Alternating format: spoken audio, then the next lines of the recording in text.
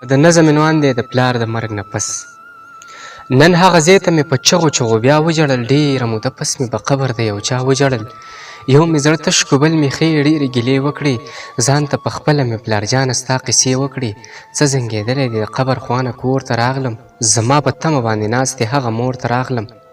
هسې ظاهره مې په خوله باندې خندا پرته وه، حال پټومه خو په سترګو مې ژړا پرته وه. مور مې شکي شوه رانې زر زر تپوسونه کول، څه په ناشنا انداز یې بل قسمه سوالونه کول. شا به زر ووایه تا په ځان دا څه نخرې کړي دي، سترګې دې ولې دومره سرې دي، دا نشې کړي دي. که نه ته بیا د خپل بابا قبر ته تللی وې نن، ولې خفه یې ته ما څومره ګرځولی وې نن.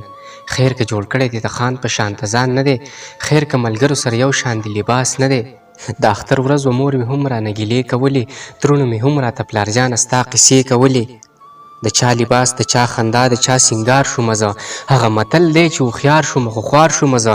اوس مور ته نه وایم چې هغه و یادا مې نشته، قسم دی ترونو ته اوس نه وایم چې بابا مې نشته. نن مې قسم وکړ د ځانه مې کړ هېر داجي، ځکه د مور اوښکو مجبوره کړمه ډېر داجي.